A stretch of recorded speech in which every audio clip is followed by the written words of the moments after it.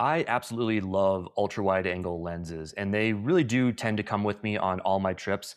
Sometimes they are a really integral lens, like for northern lights or for astrophotography. Sometimes they are my X factor lens because I might not use them all the time, but they do give me this really special X factor look on, like 5 or 10% of my photos.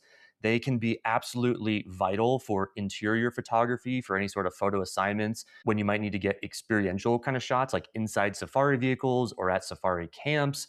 I'm using the word safari as like a general nature term here. It's not only in Africa, but they are just absolutely vital. So today's episode is a guide to ultra wide angle lenses, what to buy and how to best use them. So, friends, welcome back to the Wild Photographer Podcast. Always a pleasure to have you in the audience. Let's go ahead and dive on in. So, first of all, what is an ultra wide angle lens? Well, it's a little bit subjective. I'm going to give you my interpretation of it. I've done some research, the old Webster Dictionary definitions, but really, when I'm thinking of ultra wide, I'm thinking of wider than 24 millimeters on a full frame lens. So this is an important distinction to make right off the bat. Is the full frame equivalent is really most of the terminology I'm going to be working with today. So when I say 24 millimeters, that's 24 on a full frame. If you are photographing on a micro four thirds or on some sort of crop frame sensor, usually these are more introductory cameras, although OM systems and their micro four thirds are indeed pro level. You have to multiply the actual focal length by a certain factor, and your camera will tell you what that is, or your camera's manual. You can quick Google it, but oftentimes it's anywhere between 1.4 times and 2 times. So when I say a 24 millimeter lens, that could be a 12 millimeter on a micro four thirds because you have to multiply it by 2. So hopefully I'm not losing you here, but I will refer to crop frame equivalents just so you have quick, easy access to this information.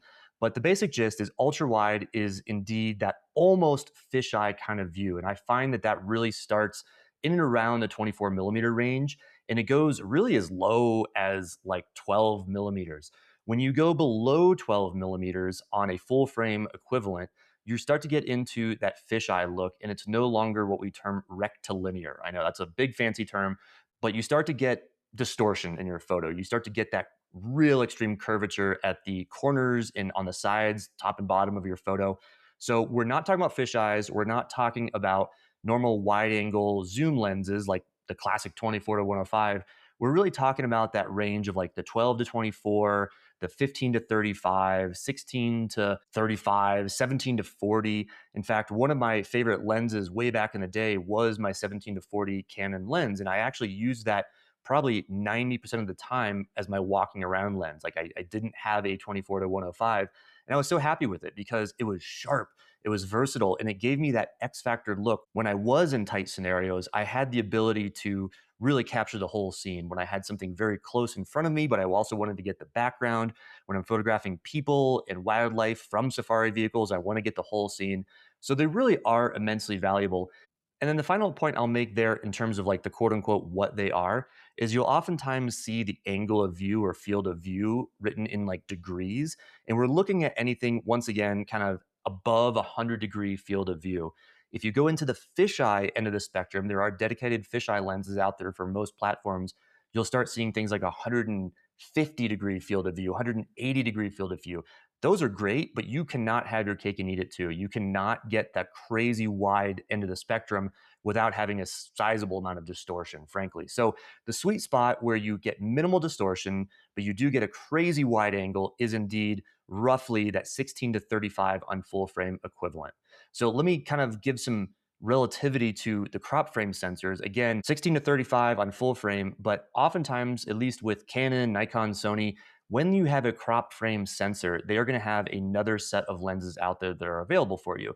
At least for the Canon system, it's called APS-C. That's kind of a common terminology across things, but you might have DX versus FX for Nikon. But the gist is that you might see in your options of lenses for your camera that there are 11 to 16 millimeters, there are 10 to 22s, and those are fantastic, but you have to do that conversion multiplying it, but whatever that crop factor is to figure out what that full frame equivalent. So for instance, on Canon, it has a 1.6 crop factor. So the 10 to 22 actually becomes a 16 millimeter lens at this widest. So you'll notice you aren't getting this crazy, almost fisheye field of view. It is a quote unquote normal ultra wide angle lens. So just remember that when you're shopping for lenses, that if you are going for a crop frame lens, you have to add and take into account that multiplier effect. So let's talk about a little bit more detail on when I use them. So like I mentioned, it's fantastic if you're doing assignment photography for, like I do for travel companies and I'm photographing camps and accommodations. It might be hotels, could be hotel rooms or camp rooms. And I need to have as much wide angle as possible. Like a 24 millimeter or 28 millimeter is just not going to cut it. Even though you might think, gosh, what is really the difference between 16 and 24? If I'm shooting on a 200 millimeter lens, the difference between 200 and 220 isn't that much. Well, it is wildly more pronounced at that wide end of the spectrum. So just take that into account. Going from 20 down to 16 is actually a pretty big difference.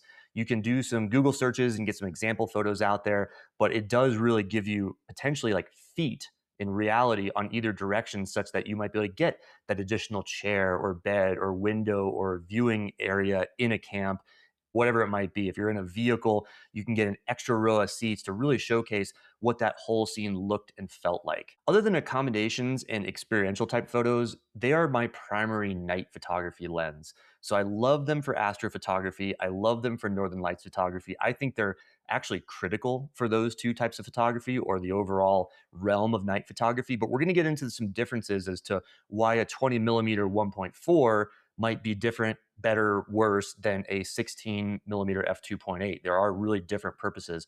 Not saying you have to have both to get your full gamut of opportunities out there, but there are some pros and cons to each. So again, night photography, astro, northern lights, really great. Also, blue hour photography, that's kind of like a pseudo night photography. But really, I think generally these kind of fall in the category of what I would call an X factor lens. They will probably not be used for the majority of your landscape photography. In fact, I personally love zoom telephotos like a 70 to 200 for landscapes.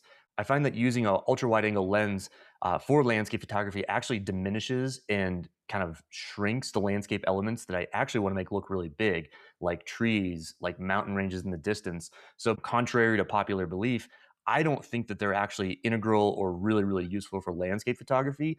Primarily, they are for tight quarters. They are for different fields of view. It's a much more immersive kind of photograph. I love it when I'm trying to photograph someone working with their hands. It might be doing some blacksmithing. It might be at like a beading workshop. And I want to get a close up of their hands working with this material, whatever they're doing, making jewelry, gardening, etc. But I also want to get their face. I want to get their body. I want to get the landscape. I want to get the agricultural field. I want to get it all. But these ultra wide angles allow you to get very close to your subject. So you get this really interesting, very immersive first person view of whatever you're photographing. So again, they might be on my camera other than night photography for 5-10% of a trip, but they do often provide photos that I absolutely need, I absolutely want. And there's a disproportionate amount of that 5% of photos that I will keep and will actually have in my final album or portfolio or what have you, because those photos are really dang useful. They're really dang unique. And they do give you this incredible perspective. In fact, when I was talking with Chris Burkhardt, he was a guest on the podcast a couple of years ago. His favorite lens is the 16 to 35. This is for aerial photography, photographing out of planes, photographing landscapes, photographing all of Iceland. So they are a favorite amongst many pro photographers, and they're absolutely worth considering having in your kit for your travel photography, for your work photography, really just daily lifestyle photography as well. So I want to talk next about the difference between prime ultra wides and zoom ultra wide. So the basic gist is that a prime of anything means it's a fixed focal length. You cannot zoom in, zoom out. A zoom means that you have some sort of range. So for instance, a 16 to 35, a very classic ultra wide lens that most camera manufacturers make. Remember, this would be the equivalent of like an 8 to 15 in the crop frame or 10 to 22 in the crop frame. This is excellent for so many applications. But you do get dinged a little bit. So with that zoom, you will sacrifice a little bit of quality in the ending photo. You will probably not get to have as small of F numbers as you would of a prime. There are more moving parts, so they're bigger, they're heavier. And then if you want to up the quality so that they are close to on par with the prime, you're going to pay more money. Primes, on the other hand, are smaller, they're lighter, they usually have much better aperture ratings. So, for instance, my 20 millimeter prime is an f1.4, which is incredible because compare that to a 15 to 35 or 16 to 35 at f2.8. That lets in 4 times the amount of light, which is a game changer for astro and night photography. In addition, f1.4 does give you that nice background blur, but I will say that the background blur of a small f number is significantly less pronounced when you get onto that ultra wide angle of the spectrum. So, for instance, I could be shooting a full landscape with a subject near me with distant mountains and shoot at f1.4, and you'd be surprised that mostly the whole thing is in focus.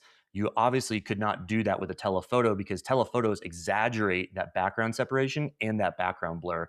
So it's really nice that you can still have a very, very sharp, deep depth of field, but also be getting a ton of light in your photo, which has enormous benefits, whether it's just getting a faster shutter speed, whether it's dropping your ISO down to a really, really low level like 100 or 200. That aperture rating is a big deal for me. And I do tend to prefer primes for ultra wides because I usually can move in and out of the action. Like because I'm setting up a shot for night, I don't need to be quite as versatile as I do with portraiture photography, with wildlife photography, when those zooms become very, very important. That all being said, you do have a lot more versatility when you're working with a 10 to 22 or a 16 to 35. 35 is a great focal length for people photography, general travel photography. So that range, I don't want to diminish its value. The zooms are absolutely more flexible, but you have to think about the size and the weight. And that's actually a big reason why I sold my 16 to 35 in place of a 20 millimeter. And I'm very, very happy with that decision. It's excellent, if not critical, for nighttime photography. But I also find that I just don't need to zoom in as much when I'm doing work with an ultra wide because I can usually physically move closer or further from my subject. Compare that to a 7200 or 100 to 500, and it's really a marked difference. So I think primes do offer a number of benefits in that ultra wide end of the spectrum. So next, let's talk about that widest focal length, like the smallest number on that 16 to 35 or that 11 to 16. So that 11 or that 16, that's probably going to be what you use most often. But one thing that you're going to notice when you shop around and look around at different options out there is that the price you pay and the overall quality is going to have marked difference, not so much through the range, but especially at that lower part of the range. So at the 16 millimeter, you might notice that a less expensive lens has significant and real noticeable distortion. And that's generally not a good thing. We can correct a bit of it in Photoshop, Lightroom, Camera Raw, all that. But generally, the distortion is more pronounced. It's more of an issue when you go with an intro version of these lenses versus more of like the pro level. And then the biggest thing, if you are looking at picking up one of these, renting one, if you're considering bringing one in your kit, maybe something you already have, is you have to think about what that minimum focal length is in terms of what your subjects are. So the tangible example here, I've already mentioned this, but at that wide end of the spectrum, when you get down into the 16s, in the 14s especially, is that if you are photographing a big landscape, the way that those optics work is you might have a big mountain range in front of you, but it actually makes it look really, really small. So this really came to a head when I was considering purchasing either the 14 millimeter or the 20 millimeter ultra wide from Canon to do some astrophotography in Namibia a couple months back. And I ultimately ended up with the 20 millimeter and was very happy with it because although it didn't get as much of the night sky, it got enough. And most importantly, when I was photographing foreground elements like wildflowers, yes, there actually are wildflowers in the deserts of Namibia, or some of those really snarled, kind of cool looking trees, is that 20 millimeter made those trees look bigger in the environment, which is exactly what I wanted. So remember, ultra wide, like going down to 14 millimeters at the full frame equivalent, is nice for things like aurora and night skies. You can get more of the Milky Way, you can get more of the aurora, you can get more of the sky. These are very, very valuable things. However, it's going to make any sort of foreground element look smaller. And as you get closer to that foreground element to maybe make it bigger in your frame, that's when you start getting that depth of field issue. The closer you are to your subject, the more likely either your subject or your background has to be in focus. So ultimately, yes, it's really nice to have crazy ultra wide, again, in like the sub 15 level, but it does make anything that's in your frame look a lot smaller. And I'm not a huge fan of that. My style of photography is to make things pronounced and big. And also the depth of field. If you're really close to a subject at 14 millimeters, you're going to find at that 1.4, at that 2.8, you might not get to have your cake and eat it too and have the foreground in focus and background. One of those might be out of focus if you get closer to your subject. Because remember, depth of field is very much a ratio of you to your subject to the background. So if you're relatively close to your subject, but your subject is very distant from the background, it's hard to make everything in focus. So that's a long way of saying that you might think that the smaller the focal length or the wider it is, just unequivocally the better, but it's not always the case. I find personally a sweet spot in and around 20 millimeters, very, very little distortion. You can still get a lot of the sky. Believe it or not, a 20 millimeter gets quite a bit more than a 24. So like I said, I don't think 24 is quite in that ultra wide end of the spectrum, but 20, great sweet spot. And 16 is also very good too. I will say that I love the 16 to 35 class for Aurora specifically. So if you are planning on going on an Aurora trip, a Northern Lights viewing and photography trip, the 16 to 35 is great. You do have 1/4 of the light when you're at f2.8 versus f1.4, but you really don't need 1.4 for Northern Lights, to be totally frank. I've been photographing Northern Lights for many, many years, and I can tell you that you don't need it. If you're just getting into ultra wide photography, that's probably the starting point. But if you start getting into more niche photography, like only astrophotography, you really want to prioritize speed over the lens. So, in other words, that f1.4 versus 2.8 at the expense of the ultra wide angle. So there you go, a quick snapshot guide to ultra wide angle lenses. Like I said, I do love them. I think that they are a wonderful X Factor lens. I also think that they're just a great travel lens. So if you are a travel, nature, wildlife, and landscape photographer, I think it's absolutely worth considering as one of your next lens investments.